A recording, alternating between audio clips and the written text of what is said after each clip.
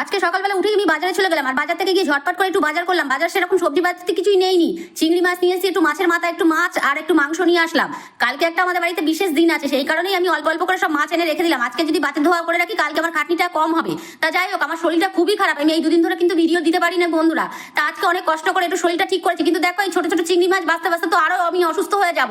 কি করবো, এই বাজারে আর ভালো চিংড়ি সেরকম পেলামও না। তা যাই হোক, নিয়ে আমি একে একে সব মাছগুলোকে ধুয়ে নিলাম, ধুয়ে নিয়ে আমি চলে আসলাম। এসে দেখি আমার দিদির মেয়েরা, তো আমার শরীর খারাপ বলে আমার দিদির মেয়ে আর ভাইয়ের মেয়ে ও এসে নিয়ে এসেছিলাম আমি ডাক্তার দেখাতে গিয়ে। তা ওরা আছে, ওদেরকে বললাম তোরা তাহলে রান্না কর।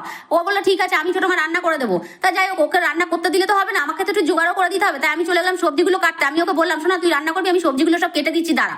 কেটে ধুয়ে সব বেঁচে গুছিয়ে দিলাম, তারপরে আমার সোনা রান্না করতে চলে গেল। ওর রান্নাটা বেশ এত সুন্দর হয়েছে কি বলবো বন্ধুরা।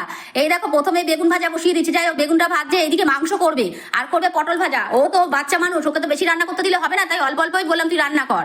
তা আমি ভাবতে পারিনি ও চিকেন কষাটা যে এত সুন্দর করবে, দারুণ হয়েছে। যেমন লাল লাল তেমন ঝালও হয়েছিল, হেভি হয়েছিল খেতে। আমরা প্রত্যেকটা মানুষ খুব ভালোই খেয়েছিলাম। আর আমার সব থেকে বড় কথা, আমার জ্বর হয়েছিল, জ্বর মুখে তো আমার দারুণই লেগেছে খেতে। যাই হোক, তারপরে আমরা সবাই মিলে, রান্না হয়ে গেছে, আমরা সবাই মিলে খেতে বসে পড়লাম। আমি, দিদির মেয়ে, আমার ছেলে আসেনি, আমার ছেলে পরেই খেয়েছিল। আমরা দুপুরবেলা খাওয়া দাওয়াটা সেরে নিলাম বন্ধুরা। তো আমার ভিডিও যদি তোমাদের ভালো লেগে থাকে, ফলো সাবস্ক্রাইব করতে কিন্তু ভুলো না।